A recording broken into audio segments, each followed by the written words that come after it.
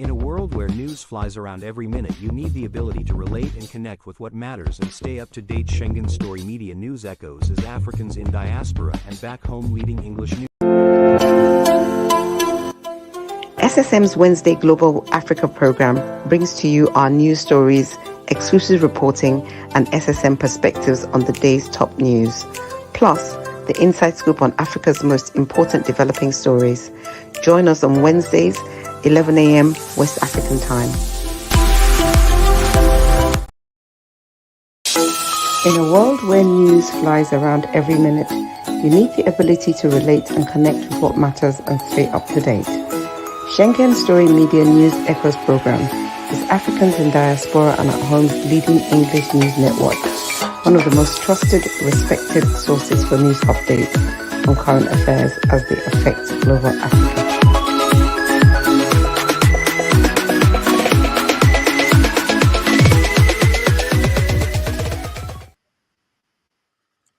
Hello, viewers around the world. Hello, Nigerians. Happy Democracy Day. Today is 12th June 2024, and in Nigeria, it's a day set aside to commemorate the Democracy Day. Democracy Day is a national public holiday they've set aside in Nigeria. It comes up every 12th of June. It's been happening since 2020. What happened is this day is set aside to commemorate democracy in Nigeria. So today we're in that mood, and SSM is also in that mood. I'm happy to be with you. Joining me from Lagos, Nigeria, to also celebrate this day is our man, Ogbeni Olayinkaraji. Ogbeni Olayinkaraji, you're welcome to Wednesday News Echoes, and at the same time, 12th of June, commemorating the Democracy Day. It's morning here in Lagos, okay. June 12th, as we say it, Democracy Day. Yes. Good morning to our viewers around the world. I'm glad to be here again today. Yes, it's good you're here, my brother. It's me and you for now, but we can run with it. We'll talk more on what is happening today with your on your side. Okay. Democracy Day. So what I know is it used to be May 29th. Is that correct? Yeah, Raji? Yes. Yes. May 29th before, but what happened was, I think from 2020 June 12th now became what they call the Democracy Day. And it's been, well, we know how it's been, but Rajiv, from your end, has Nigerian been democratically structured the way democracy is? Yeah, I think in most cases, democracy actually is an illusion. It's an illusion of, yes, it's actually an illusion, because when you go deep down, you realize that democracy is just the dictatorship of the minority over the majority. So so far we are going around with the illusion that there's some democracy in Nigeria, and we seem to be very happy about it. We have a lot of complaints, but we believe that it's better than dictatorship. Yes. It's better than dictatorship. Yes, but better. you know, actually, democracy has always been since God created man. You know, in the sense of God giving man that ability to choose. You know, God said to Adam, "Good, evil, choose."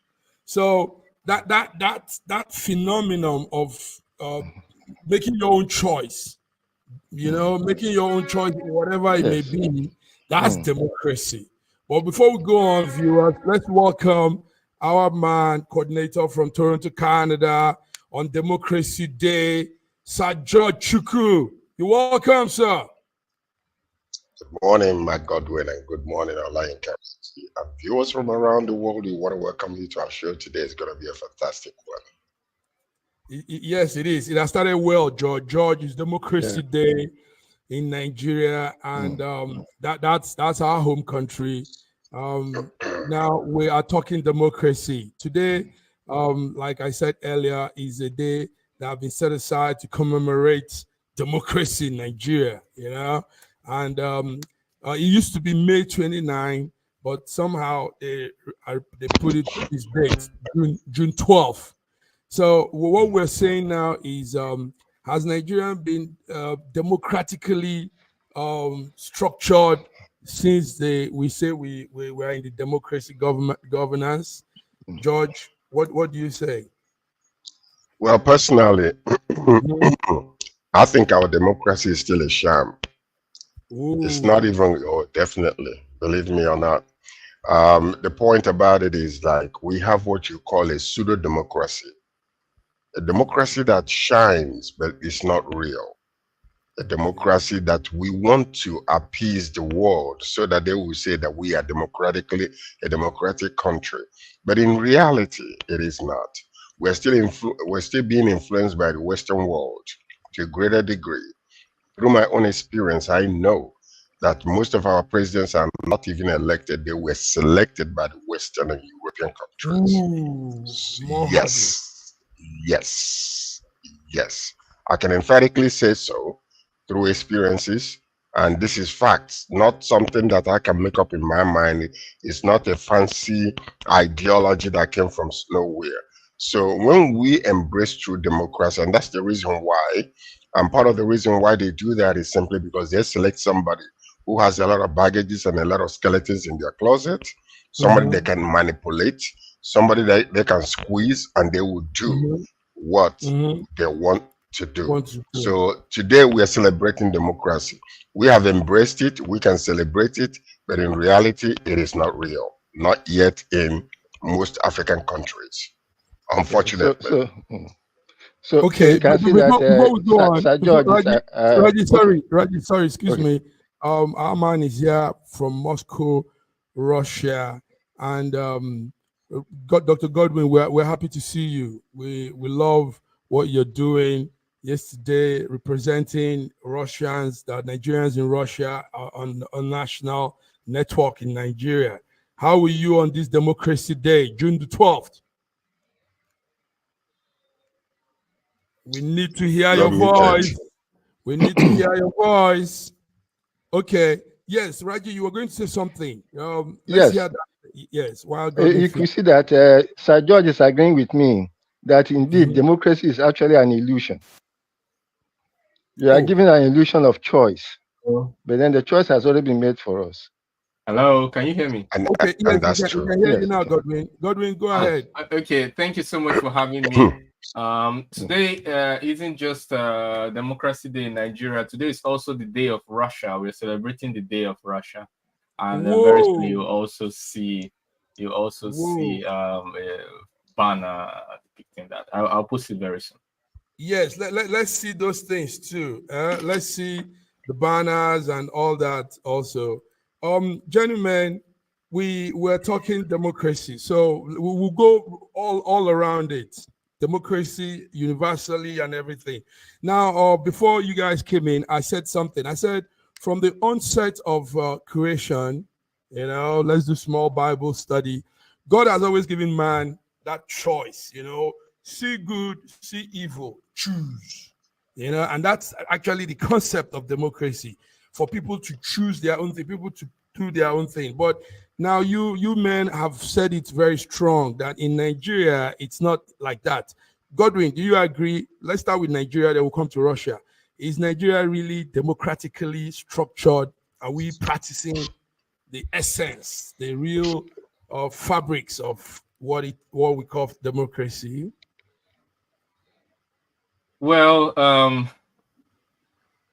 I don't want to give democracy too much credit, because the right system of government mustn't be democracy, and that's a Western ideology.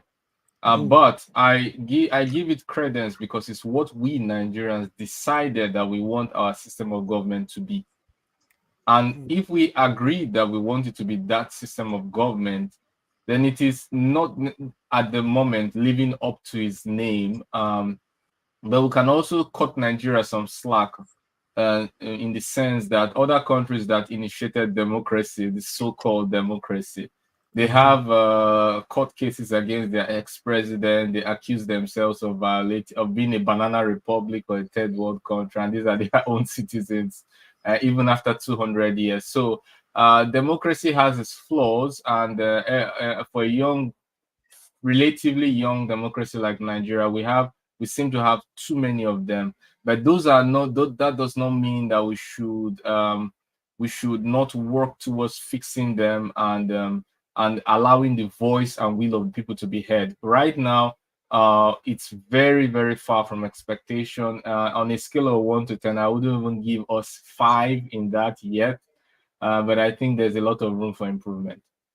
Lots of room for improvement. Before we go on with this discussion, we have our man, coordinator in London, UK, Femi Oke, the DG of Better Niger. Femo. Hello, how are you? And happy Democracy Day to everybody in the studio. Yes, happy democracy. Yes. And you look like you're real in the mood. We see your infinity cap. We see, we see your dress. I wish I had mine too. I'm aligning myself with the president. Yeah, that's nice. That's nice. And the viewers are also watching. Femo, have we lived up to the true meaning of democracy? Three of us here have said some real strong thing. The last man, Godwin, said democracy shouldn't be leadership. I mean, what he's trying to say is it shouldn't be the universal style of governance. Is that not so, Godwin? Is that what you're trying to say? I said it mustn't be, but we agree that it is what we need now, and so we ought to stick to what we agreed. Stick to what we agreed. Even in Russia, they have a kind of democracy. So democracy is universal.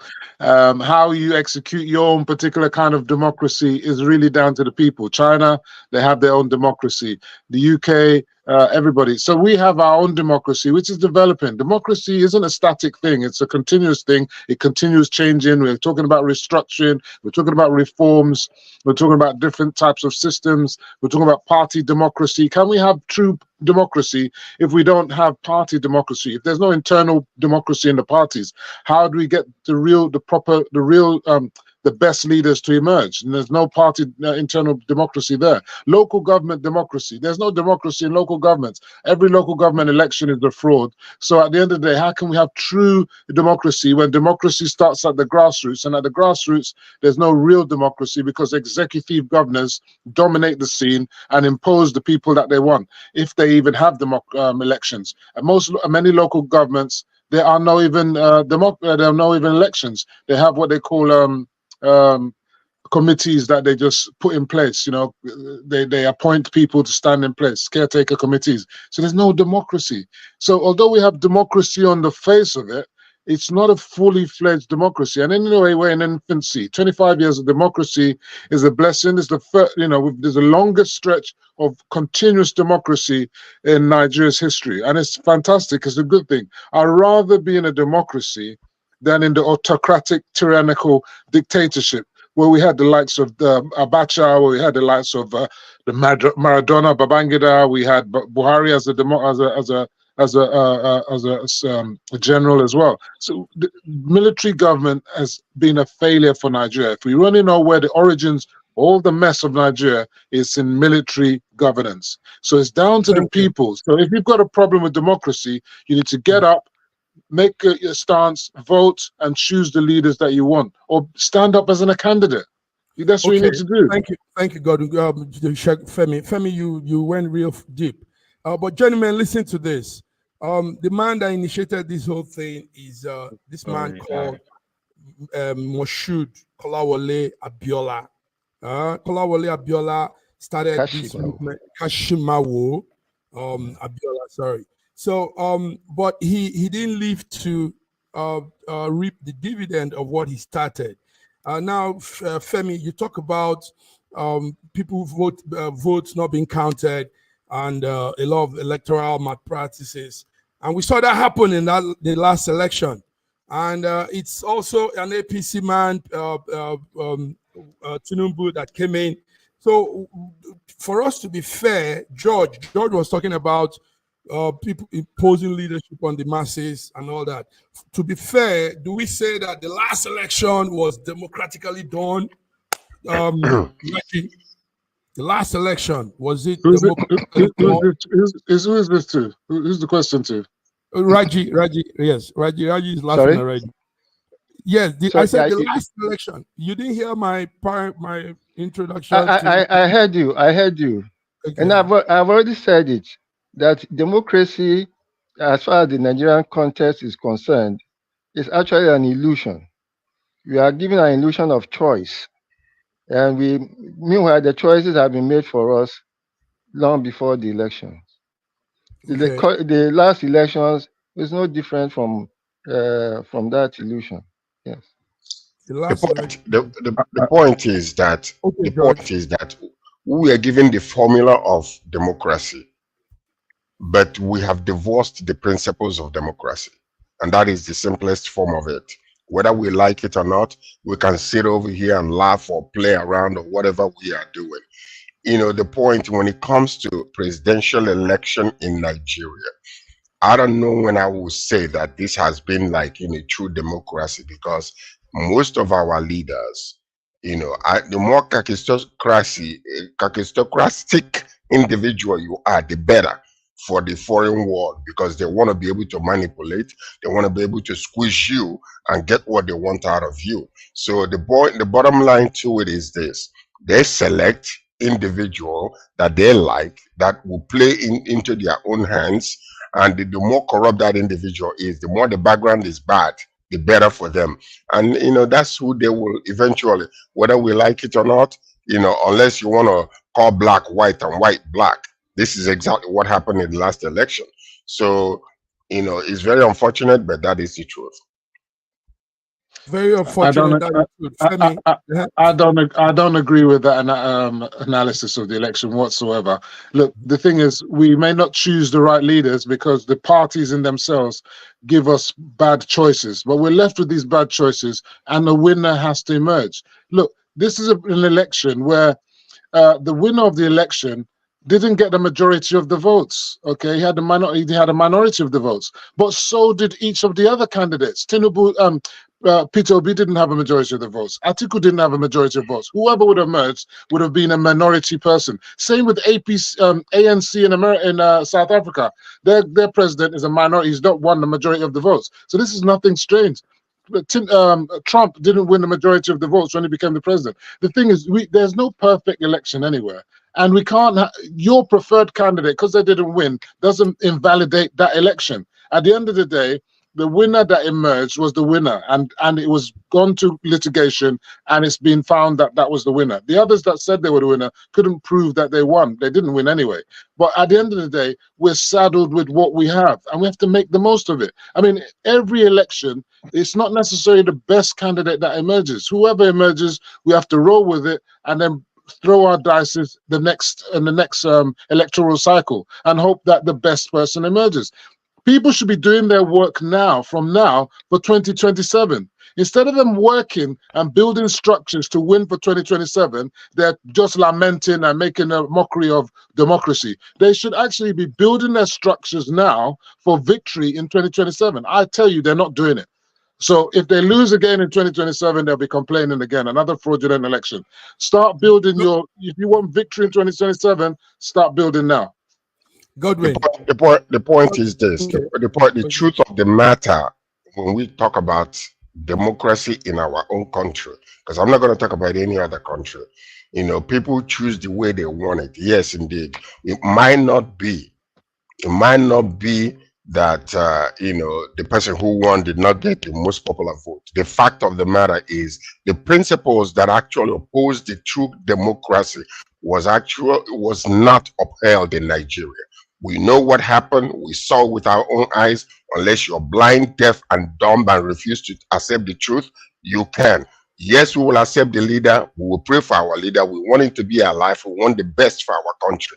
But when you talk about democracy, It did not happen in the last election. And I'm not saying this because, you know, I'm not saying this simply because, you know, the person that I felt was a better candidate did not win. I am talking about the principles of democracy. It was not, unless you are a liar and you know, what is the principle? What is the principle that you're talking about specifically? What principle are you talking specifically? The principles of not counting the votes are not upholding what happened. I don't agree with that. We have not been told. Excuse me. Up until today, we have not been told why did you stop uploading all the things that stopped by 10 p.m. I was watching. Uploading isn't counting the votes. Uploading isn't counting. So you're just saying something that's not real. Uploading isn't counting. Uploading is not counting. If you don't uphold, you can check it if you don't uphold. Like I said before, I have said it before, and I said, Siwaju, our current president, you will not blame him because he was going with the status quo. I told you, I said it before. If I was in his shoes with the experiences of, you know, having put Buhari there, when it was apportioned to Buhari's time, and then the deal was made, when you finish hand over the mantle to me, let me take the baton and move on. And we saw it play live to us. I would have done the same thing if I was in his shoes, understanding it the way we made a deal. So that is exactly what happened. I think we are gearing to campaign season now. Let's hear from Russia. Today is also a special day for them. Godwin, tell us. We know. I mean, Russia just had its election, and well, it's the people's choice. That's what Femi is trying to say, George. The people's choice. It might not be your choice, might not be some people's choice, but it's the people's will. The people say this is the man with the want, and they had him. You know. So tell us, how is it in Russia? Are you there, Godwin? We can hear you. His mic is off. Yeah, okay. Can you hear me now? Yes, I wouldn't like to go back into campaigning because I think it's over. And I also believe that we have a president and commander-in-chief, and the more we assist him to do what he wants to do, or what he claims to want to do, I think the easier it will be for him to achieve it. We should focus on policies, on criticizing constructively policies, and not going back to the election cycle. Now, I want to talk about something different, which I believe Femi hasn't talked about, which I think he went around it in a way. That is the electoral process and approval rating.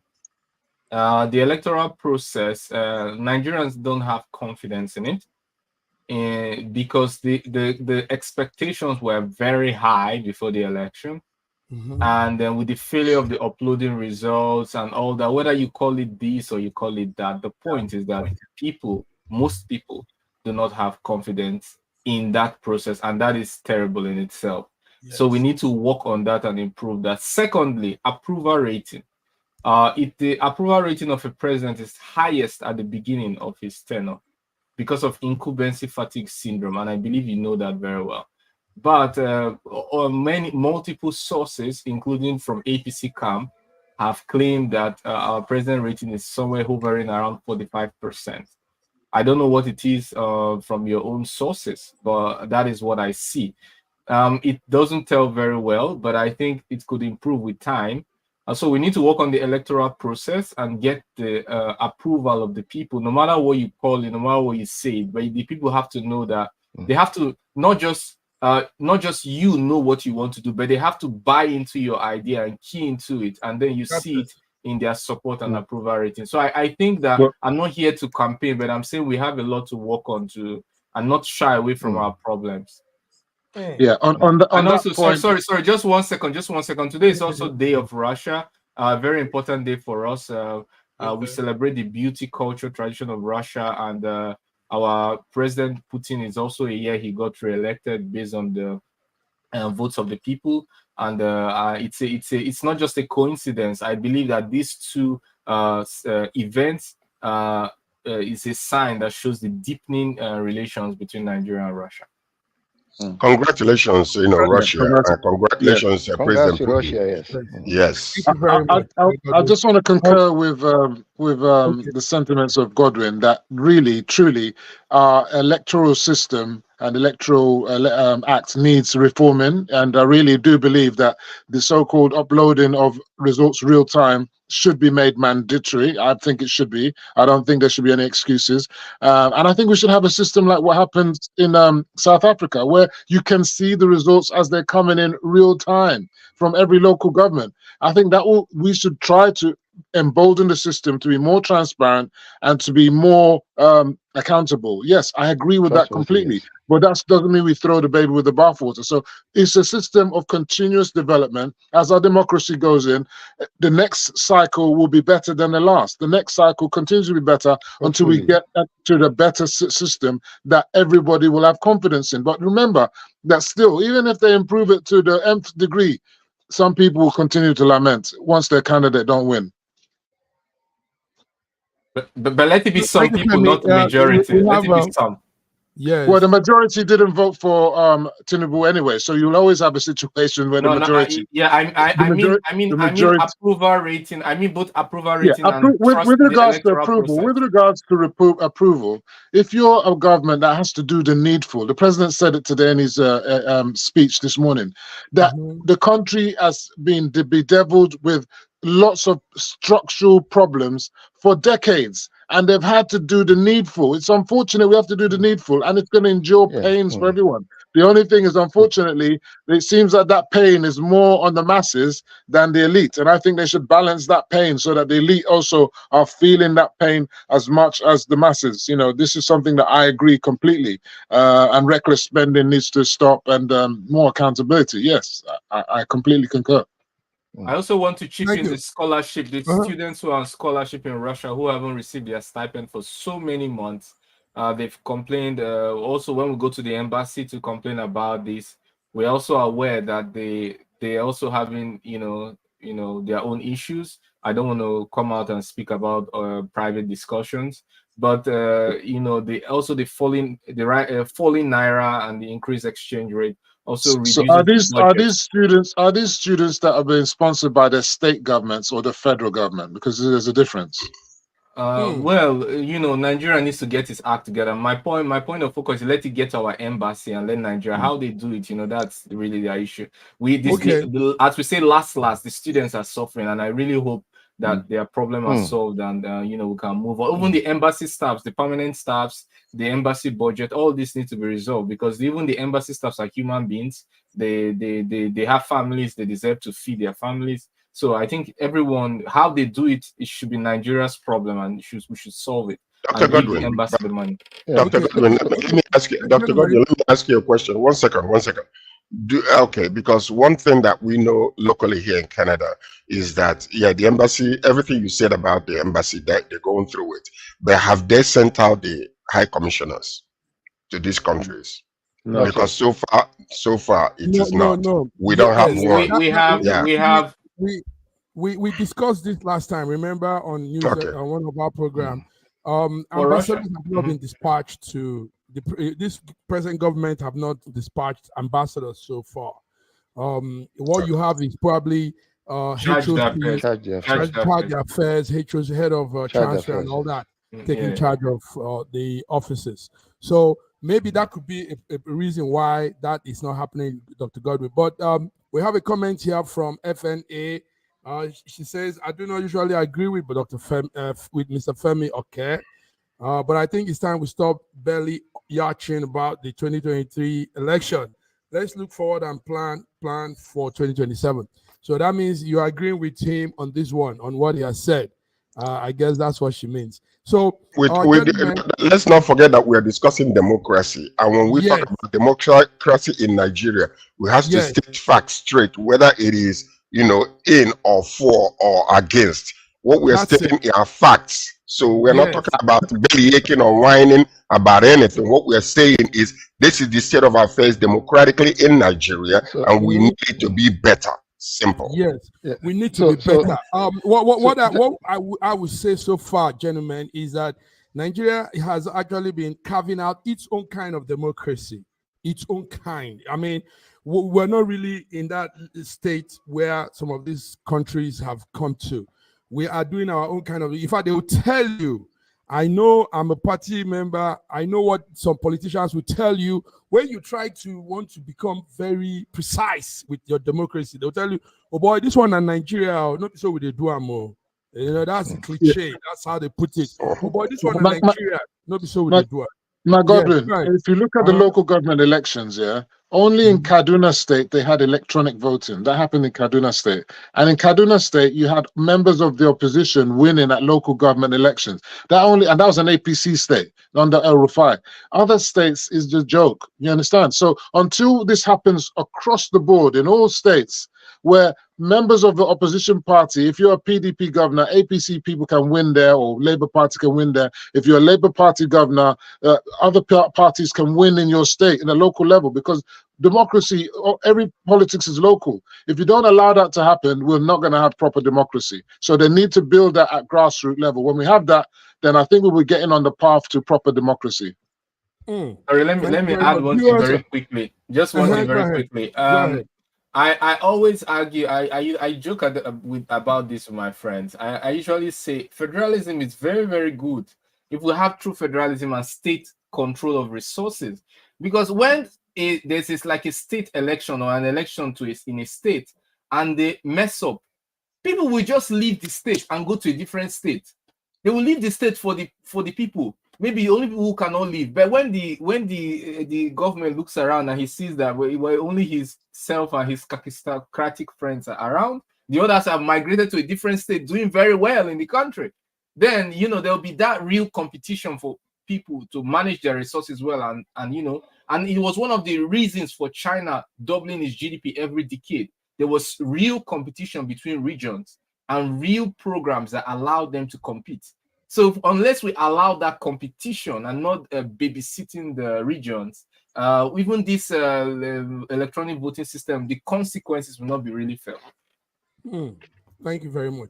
Guys, we are talking, viewers, we are talking on a special day, June the 12th, Democracy Day in Nigeria.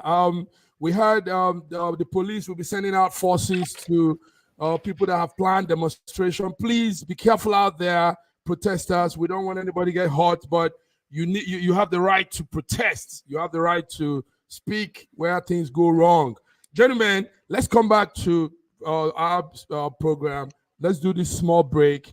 We still need to get used to our new national anthem. So let's just there's nothing we can do about it. It's the new national anthem, Femi. Your man.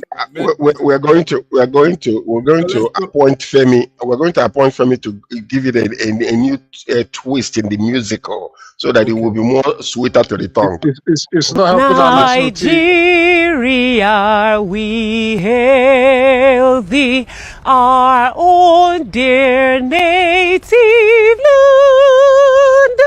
Though tribe and tongue may differ, in brotherhood we stand.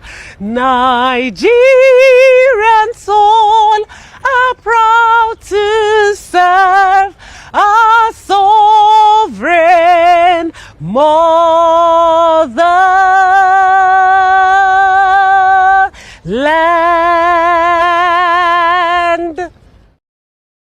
This is everything you need to marry a Nigerian girl. Her father gave me a list of 39 items, which include a live goat.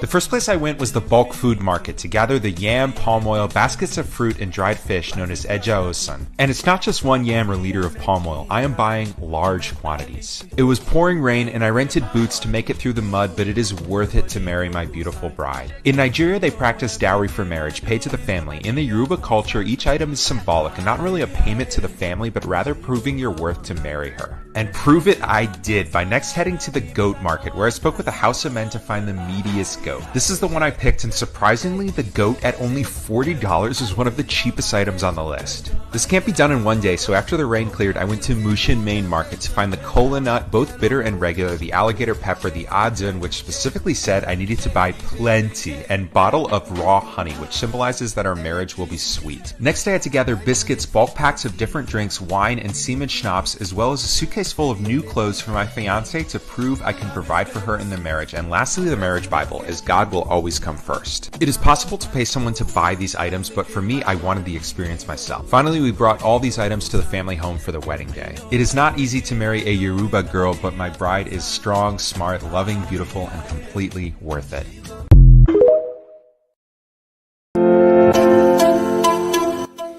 SSM's Wednesday Global Africa program brings to you our news stories, exclusive reporting, and SSM perspectives on the day's top news.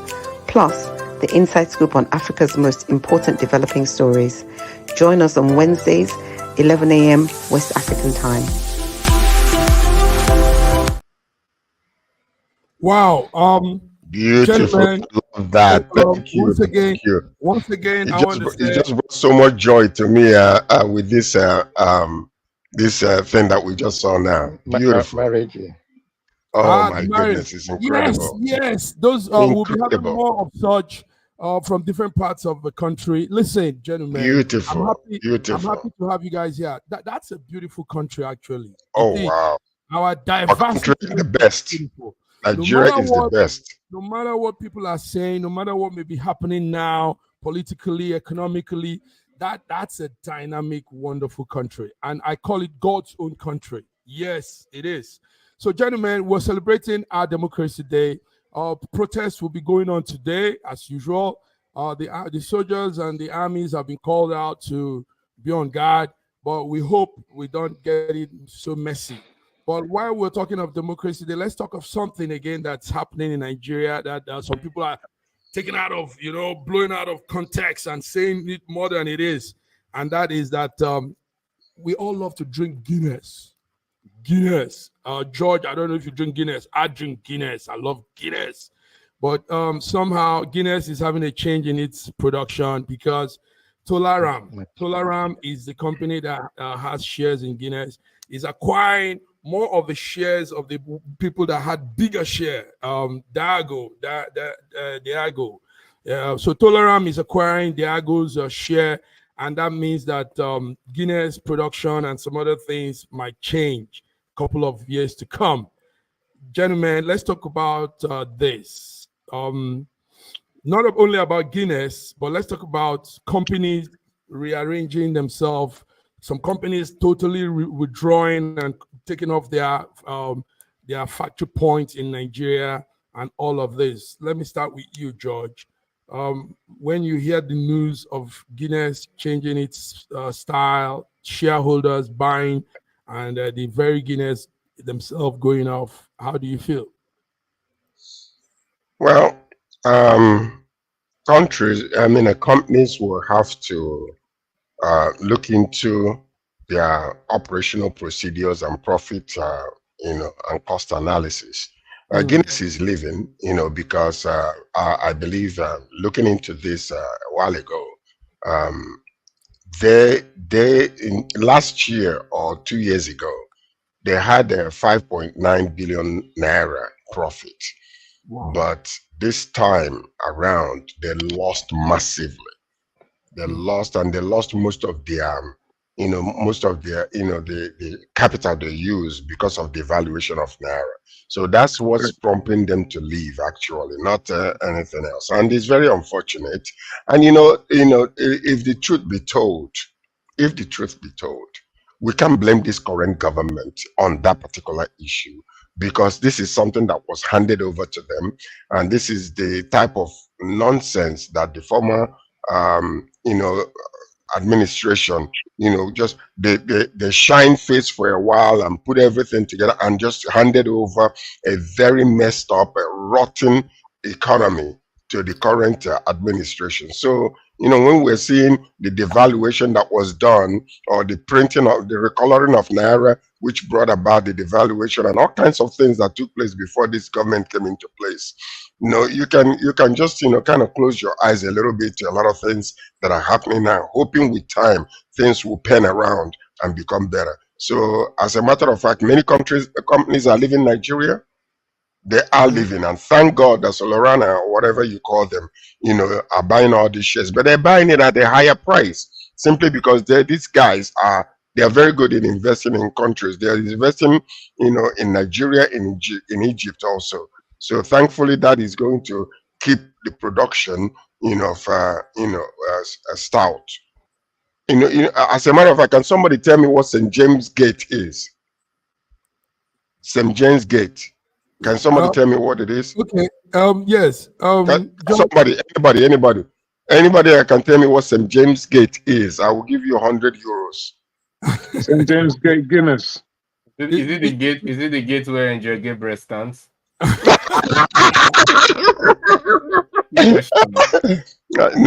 Just no. Femi got it. No. Actually, that's what Guinness. Yeah, it's Guinness. It's Guinness. A lot of people don't know Guinness in that. Ireland. In Ireland. Yeah, St. James Gate. That's what it is. Yes. It's very unfortunate that they are leaving. But we'll continue with it anyway. But George, it's not really that brand. They're not leaving. No, they're buying. No. Yeah, the hands are changing. Different company. Yes. So Femi, yes, go ahead. So you see, this is the way that I always say that media dictates the political agenda and the narrative. So when we read the news, they say that Guinness is leaving. That couldn't be further from the truth. Guinness left long time ago.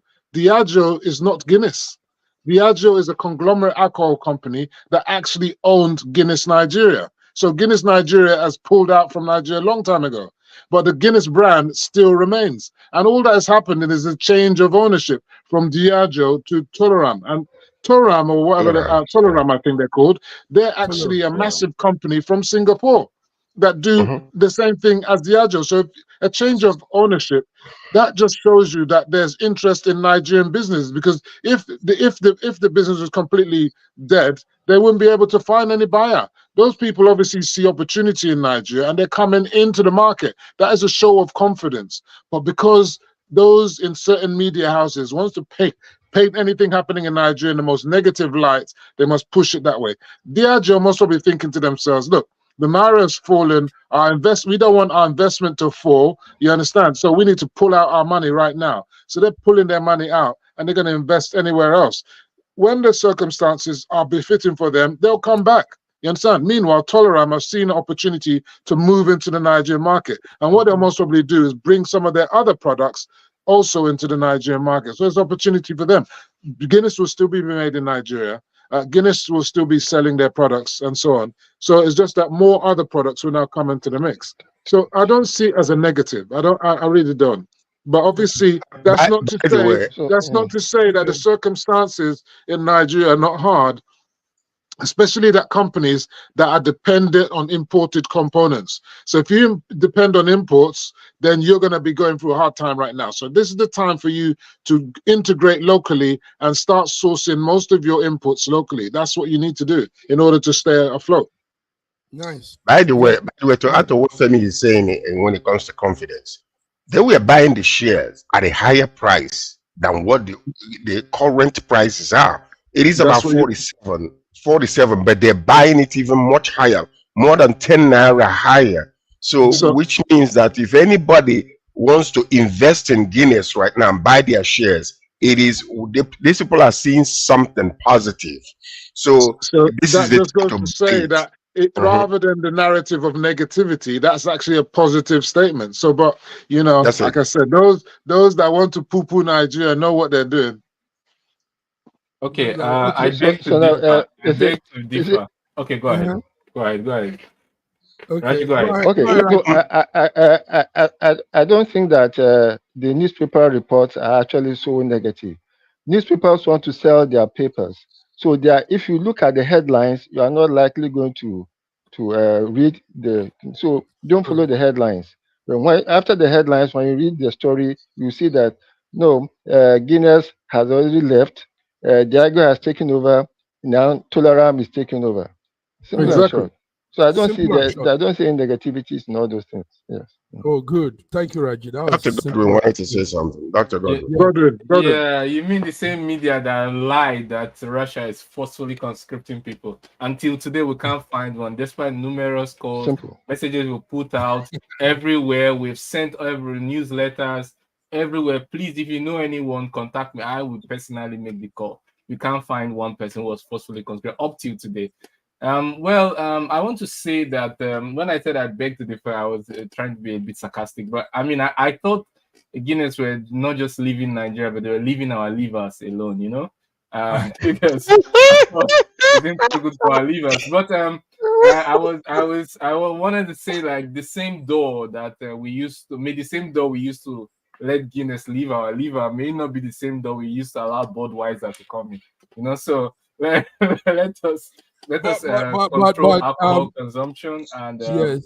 I'm not saying we shouldn't drink, but I'm saying we should take everything with a bit of responsibility, because our health, especially for men, I know women also do that, but we have more men who tend to use this beyond, especially when there's hardship, and they sometimes use it as energy drink or to raise up their morale. But I think that this is nothing bad. I'm not saying anything bad about the brand itself. I'm speaking about alcohol generally. But it's true what Femi said. Guinness isn't living as a brand. It's only the ownership of the company that is changing. And obviously the media obviously goes on overdriving sometimes their lies, and sometimes we have to set the record straight. Thank you. Yeah, I've just seen that Tolaram is actually 75 years in a Singaporean company, just like Guinness Nigeria is 75 years in Nigeria. I think this is a great opportunity for them to come into the Nigerian market. They've seen the population, they've seen the numbers, they know that the demographics are good for them, and they most probably see their products can come. That's an easy way of entering into the Nigerian market. Great, especially when there's hardship. Yeah. Easy, straight, okay. By the way, Dr. Godwin, Dr. Godwin, can I ask a question, please? Dr. Godwin. Go ahead. Between the green beers and the black beer, like Guinness, which one makes your stomach bigger? As a medical doctor, can you tell us? It depends. It depends on it's not just the color you look at. It depends on the alcohol content. Alcohol, obviously, alcohol causes gastritis. Huh? Alcohol content. Most of them are 5%. Yeah, it depends on, like, if one is 6%, if one is 6. Usually beer ranges from like 1 to 9, 10%. It's still called beer, right? So the more alcoholic it is, the more likely it will be to aggravate inflammation of the stomach, and obviously the resulting consequences which you see. And it's not just only the stomach; it's a systemic reaction. It affects your liver. Let me talk on Guinness a little. We don't just drink; we're also studying them. Now it's well brewed. The Guinness brand itself. I'm not talking of Guinness it's not just about Guinness Stout. Stout is what you people are talking about. Now, Guinness as a company has several other brands. Several. They have even the malt, the power malt. They have all of what you see on the screen now is all of Guinness products. This is a basket of Diageo products, not just Guinness. Guinness is one of Diageo's products. So these are the basket of Diageo's products. And in fact, the Nigerian Guinness is completely different to the Irish Guinness. They're not the same. They don't taste the same at all. Yes, it's different. Guinness Stout. And it's the irony. And Nigerian Guinness actually is one of the biggest exports from Nigeria. Because in the UK here, you go any shop round the corner, in London, you can find Nigerian Guinness. Yeah. And it's one of the ironies of negative publicity. Okay, let me help again. Now, when you look at the components, the ingredients that make up that stout, you guys are talking of stout, not just Guinness. Because a lot of products are Guinness. So stout is actually has some components of medicinal purpose. So it's not up to knock you off, wound your liver, and get you crazy. It is also for some group of people. You can go through their website and read some of these things. So that's why that company is based in Indonesia. Now, take note, Indonesia is a Muslim country, and Muslims don't take alcohol like that. But that company is into herbal and medicinal beverages. Which company is that? Which company are you talking about? Diageo. Yes, yes. So it's some more of medicinal and for health purpose. So we'll talk about that later. Let's not make out for them here now. Let's go into some other topics. Sorry, no, I want to say something on that since you mentioned it. Look, what it contains is mostly vitamin B or folate, and it's recommended to even pregnant women, but little that's why I said drink responsibly, just a little bit, but not to the extent. I mean, when you intoxify yourself with any kind of drink, the negative outweighs the positive.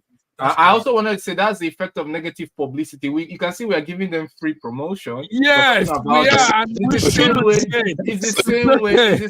A lot of people were interested in Russia. A lot of people were subscribing to all our Russian media. Our followership. I think there's a thing. I think there's a thing called. Isn't there Murphy's stout? There's other stouts, you know. Yes, other stouts exist. Okay, let's not give them. Listen, we call them Femi. Raji Godwin, call this company, tell them we have that platform to give them real good publicity. We know how to do for a whole 1 hour. For a whole. More serious also, as we're having our Democracy Day. Kano State, north of Nigeria, has declared its state a state of emergency because education is a problem. There are more children going out of school. They're not staying in class. And it's really going out of proportion. So let's talk about education and students going out of school. This is a serious issue, George. George, you follow these things. What do you think? Kano State has reported state of emergency. About 1 million children are out of school. Well, like I said before, you know, my mom used to tell me that for my child to say that I am greater than you as a little child is just a game. You know, she told me you can never be, you know, greater than me. I'm your mom. Whether you are rich or whatever, I'm still your mom. The point I'm making is this. If they considered education to be very important, especially in the, you know, because of what is going on, I believe that the whole nation ought to come together. The military ought to come together. Put them out there. We have seen our military being sent to other countries to hold peace, and our own land is being infested and overtaken by what is called militants, Boko Haram, and we are playing games. We are playing games, whether we like it or not. We are playing games. What are the military doing? We have drones. We have every technological advanced, you know, weapons that can be used to suss these people out and to eliminate them permanently or chase them away. So all this stuff we're doing, we're just playing games. If we are serious, we will eliminate them. That's all I can say about that. Okay, but I'm not talking of Boko Haram. I'm talking of education. Education. Why are they out of school? Why are they out of school? Why? Yes. Okay. Because they're afraid of staying in class because of kidnapping. That's the reason. Okay. That's the main reason. So that's what I'm saying. Raji, do you agree with that? Raji, tell us. Do you agree? No, well, to some extent, yes. But I just read somewhere that Kano State had declared a state of emergency. Emergency, yes. Oh dear. Raji has yes. Femi, what will you say? Look, it's spiraling around. It's not just Kano now. Updates coming in says even the southeast little children are going out of school. They are no more going to school. This is a problem we're having that will come to our face soon. Yeah, so we go back to the basics, and we have what is called universal primary education. Education is supposed to be free at primary school for everybody in the whole of Nigeria, whether the states and local governments are. And it's actually UPE is supposed to be funded through the federal government to local governments. Local governments are not getting their money, so. I mean, I don't know what kind of education you're even getting at primary school level. It's a travesty, and we're just building up a very bad foundation if we don't build on education. We've noticed that in IDP camps, they're just having babies upon babies. Where you have low education, unemployment, what that leads to is high birth rate. And for all those people saying in the 60s or whatever that the census was fraudulent or whatever, I can assure you now that if you don't know, after 60-something years, the North is definitely more than the South, you're going to find out in due course, because they just keep on having babies. It's a tradition, culture, religion, unemployment, together with lack of education. It's a birth rate time bomb we're on our hands right now. And if we don't educate them, we're going to have a big problem. So we need to do, and I think that it's good that the government of Kano State has expressed an emergency in education, because we need all kids to be in school. That's the only way they can liberate themselves, they can enhance themselves, and actually improve themselves to get jobs and develop our economy. As we're moving forward into the future with the population time bomb, Nigeria is going to be the third largest population in the world. We needed educated youth to take advantage of the opportunities that's going to be before us. Because if you look at countries like Japan, South Korea, even in Europe, they have low birth rates. In fact, they have aging populations. Yes. We should be the envy of the world right now. But we can't be if we don't have educated youth. Education, that's right. You're right. Very true, Femi. Reggie, you were speaking earlier. Don't worry, Godwin. Yes. Come on. Yes, no, I just heard about Kano State declaring a state of emergency on education, because the Kano State alone has over 1 million children out of school, out of a population of barely 20 million. They have more than 1 million children out of school. It is a serious problem, especially across the north, and insurgency and banditry has not helped the matter. Unfortunately, the same process is coming down south, and it is better for us to nip the problem in the bud before it becomes a serious problem. And it has to start with education, vocational training schools, so that not every child who goes to school will go in the path of going to the university and things. Let us train our children to have vocational education, vocational training, so that vocational education, vocational training. Good. You're all putting out good words here. FNA is also additionally, the statistics says that over 4 million kids sit on bare floors in school there in the north. It's an emergency. Serious. Godwin, is indeed an emergency. It's not only in the north, Femi, not only in the north, FNA, we're also looking at it's coming down. It's coming down to the south. The south, southeast, southwest is experiencing similar things. Children have stopped going to school, and the rate is growing. Godwin, what do you know about this? What I want to say that calling it an emergency, the mischaracterization, or maybe a misnomer, if I put it that way. The Oxford Dictionary defines emergency as a serious, unexpected, and often dangerous situation. Yes, it is serious. Yes, it is dangerous for our economy, but is it unexpected? It is expected. So it's not an emergency. It is a self-inflicted, chronic self-inflicted wound on our economy that we could have avoided, we could have prevented, but we failed to prevent, and it has only gotten worse. We need to understand the importance of illiteracy. We have to understand the importance of uncontrolled birth rates, and we have to take real steps to preventing it. And I refuse to believe that our problems are too complex to solve. In fact, I personally believe that all Nigeria's problems can be solved, or at least we can go a long way in solving all Nigerian problems in less than 6 months. I don't believe it takes long. It's my belief, and you can quote me on that any day. All of Nigeria's problems can be solved in 6 months or less. And any government that is really serious can start to tackle it. At least if in your scorecard, let us say on the scorecard, we have done this one, we are ticking, okay, you have done this one, it's remaining this one.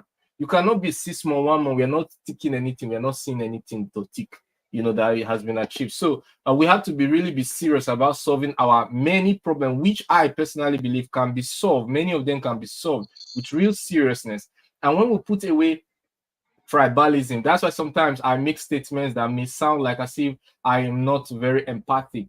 I often say that we haven't suffered enough, because if we've suffered enough, I know we have suffered a lot more than we deserve. But I mean, enough means that we have not suffered to the point where we put away tribalism, we put away our differences, our religious differences, to say, come on, enough, we cannot continue this way. Whether you're Igbo, you're Yoruba, you're Southeast, you're Southwest, you're Fulani, you're Hausa, we have to agree that no, we cannot continue like this. Let us pick somebody that will treat us well, irrespective of who that person is, where that person comes from, and all. So I believe it's a self-inflicted that can be solved very quickly. At least we can go a long way in solving many of them if any administration is serious about them.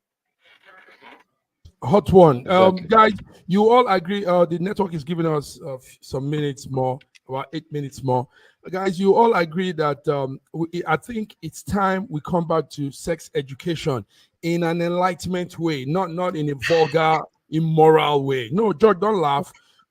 Because like you guys have all said, we are giving birth, we are adding to our number, and no plan for these numbers. Babies are coming out, nobody has any plan, and it's plunging us to more doom economically and otherwise. So don't you think it's time we really begin to give out sex lessons, tell young men, you don't just go and lay a woman because you want to do that.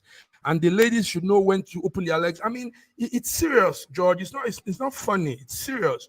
200 babies in 1 month in an IDP camp. And we've not gotten the statistics from all the corners of IDP camps and even other regions where they've not even looked on. Our numbers keep growing. So, Femi or George wants to say something. George, yeah, go ahead. The point is this: sex education will only go to those that want to listen to in the educational arena. So these people are ID camp. They are doing nothing. They're being fed. They don't work. So what they do is they are fruitful and they are multiplying. So that's what we're seeing there. Among the elite, among the people that are educated, if you know that you're not able to afford 5 kids, you can have 1 or 2. And it is happening. There are so many, things you can use. You can use the Catholic system of, abstinence, or controlling it when it is not, doing it when it's not, you can become fruitful at that moment. Or you can use protection to avoid yourself from getting pregnant. But these people are uneducated to begin with. Number 2, even if you're doing that sex education, you might be teaching to the converted. So that's the major problem in this particular situation. How are you going to be able to control them from, doing what they do? Because they have nothing else to do, but they do the do's. So, how can you tell them to do the don'ts? Without it's not possible. No, but listen, here in Europe, Europeans, when you're in the immigration and the refugee camp, they run you through, they teach you, even they do this even without speaking. They teach refugees how you can live with them, how you go about with the females, European females and women here. They do that not even to those from the Middle East and all there that don't even understand anything, but they use symbols and things. They bring things to show them, listen, don't just go there be making babies and don't do this, don't do that, so you can teach a village man the right thing. Samar, please let me come in there about that IDP camp. Okay. I think that we are such a shameless country that we still have IDP camps around. Where are these people from? Why have they not been returned to their native homes, to their homelands and to their farmlands? What is the situation in their farmlands that they are now in IDP camps in this country when we are not at war? So let the government, first of all, solve the IDP camps issue, except they are making money from it. Except there are some people who are gaining from it. Let them resolve the IDP. There should be no IDP camp anywhere in this country, because all those people in the IDP camp came from some place. If they were displaced, let them be returned to their local homelands, and then there won't be any reason for sex education. But their lands have already been taken over. It's been Who took taken them over? Why are they? So why can't they? Why can't they be returned? You see, that we have to resolve that. No, it's a system, Raji. Raji, this is a system. They are being displaced. And there's been a lot of reports about that. When you chase them away, then they bring new people to take over. And the people that it's a displacement system whereby they're moving away the middle belt of Christians, and they're bringing Muslims into their places. And that is places. Yes. Yeah, but that's what they do. It should be rolled back. It should be rolled back. Who's going to hold it back? Yeah, but the government should roll it back, because they are not the people who are just resettled are not from that area. They should be rolled back. True. Where did they come from? I think it should be rolled back. Be regional, and it should be regional, and the people in regions where they reside should be in those who are displaced should be in those ID camps of those regions. So once again, it goes to the federalization thing I'm talking about. We need to put more responsibility on the state and local government. That's and right. I heard our federal government is trying to pay directly into the account of LGA government. Femi, am I right on that? If that is true, that's a good development. What's happening is the federal government through the AGF has taken state governments to court about their lack of local government autonomy and lack of democracy. So this is a kind of restructuring through the back door, because they tried to do legislation, but nothing's come of it, and hopefully it will come of it. But going back to what you said, Godwin, about in 6 months you can solve all our problems, I guarantee you can't. Most of them can go a long way in solving them. Can't. I just guarantee you can't. Foundation to solve them. You can start one. You can say you can start and whatever. One is the IDPs for one, that is just we're talking about now. Why can't you solve IDP? We just gave a solution now. Regionalize it. Try to find where it's already regionalized. You cannot do what you just said in 6 months. Hold on, let me finish. Let me speak. Now, look, it is already regionalized. People in IDPs in Taraba or Adama or Borno or Benue, they're staying in the north, so it's regionalized to them. Hold on, let me finish. Let me finish, please. Okay, sorry. There's different IDPs. You've got IDPs from Liberia still in Nigeria. Okay, this is IDPs from within Benue State, IDPs in Borno and in Borno. There are some IDPs that are in Niger Republic. They need to be sent back, I agree, because a lot of their areas have been pacified. But like Raji said, some of it is to do with people benefiting from money going to organizations, the NGOs and stuff. So maybe they're furthering that whole thing. So yes, I agree they should come back. But what I'm saying, these things take so long, and going back to the population, it's just a big problem. I mean, right now, people are focused on minimum wage, okay? So the money of minimum wage is going to turn it into like X amount of trillions of naira, which should be going to education, is going to be going to people for minimum wage. And yet we're not solving the education problem. We're not solving the water problem. We're not solving the electricity problem, but we're going to give ourselves minimum wage. I always say our problem is misplaced priorities. For decades, we focus on what we shouldn't be doing, and we leave what should be done, and then after we start lamenting. It's ridiculous. Okay, let me just say something right quickly here. You see, they just opened the vice president's home. How long did it take to build it? Oh my God. I don't like it. I don't like it. No, this new one that was just put together. No. It's been under construction since over 10 years, over more than 10 years now. Yes, it's been under construction. Okay, more than 10 years, but they just finished it right now. Putting within 6 months. Billions into it. Okay, because why is that? Because it's important to them, right? It's a look. I'm not gonna defend whatever they're doing. Let me add to what you're saying. Let me add to what you're saying. Femi, I'm supporting you because you said misplaced priorities. Yeah, I'm not defending them. I've already said that. If that money was put to build houses or low cost houses for these displaced ID camp people, do you think that they would have finished it by now, and maybe some of these people can move into these houses and be able to maybe trade and do something with themselves? That's what I'm trying to say. The money for completing that won't solve the housing crisis for all the IDP camps. They're already getting money. But of course, like I said, it's misplaced priorities for you. But at the end of the day, if they didn't spend that money now, they're going to spend it again in the future, and they would spend maybe 10 times more. The budget of that thing, what it was originally, and what they're spending now is quadrupled. You understand? So sometimes when you start a project, you need to finish it. Because if you don't, by the time you leave it and extend it, you pay way, way more than what you planned on doing in the first place. Government is not just about feeding the masses and giving people minimum wage. Government has certain things that they have to do that is just part of governance. And we shouldn't, because of political expediency, say government shouldn't build this building or shouldn't build that building because people are suffering. That's ridiculous. Point taking. Part of that priority is also 90 billion being used for Hajj movement, which I've already said to you is unconstitutional, because no federal government or any state government should be spending on any religious activity, because we're a secular state. And I don't know why the likes of Falana and all these people that are telling themselves that they're for the masses are not taking government to court about that, so that stops. That should stop right now. I completely agree.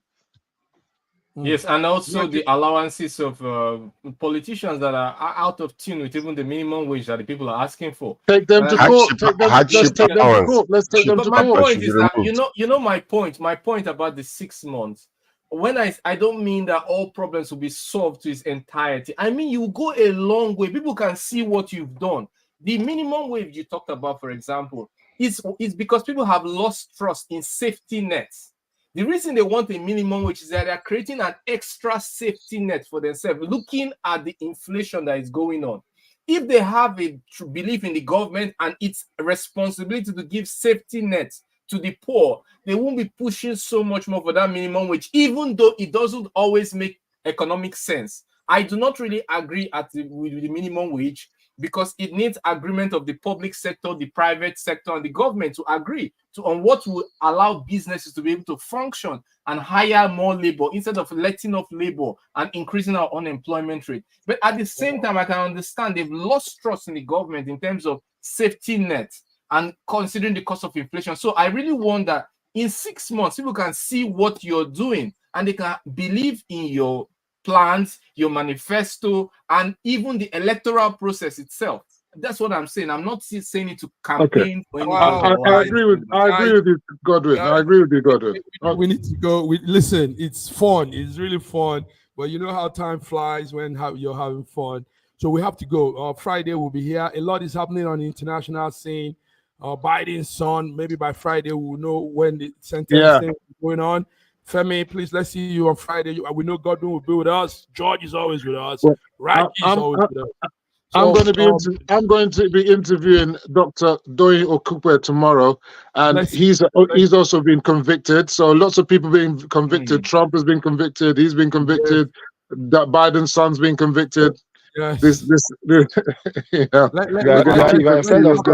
knock it out. Thank you guys for coming. Once again, we want to say happy Democracy Day. Democracy Day. Whatever it means. Happy Russian Day to Russians. Whatever it means. Whatever it means. But happy Russian Day. No, it means a lot, Duraji, and it means a lot because I was part of that movement when MK Abiola was trying to become president, and I know what we went through. I was also I agree that there's some awareness, yes. Okay, guys, see you on Friday. Viewers, Wednesday Global Africa. We've given out our stories. We've given out the exclusive reporting.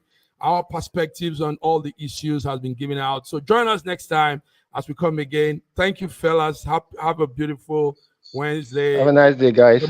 You too. And Femi, thank you. Godwin, thank you. See you all next time. Bye-bye. In a world where news flies around every minute, you need the ability to relate and connect with what matters and stay up to date.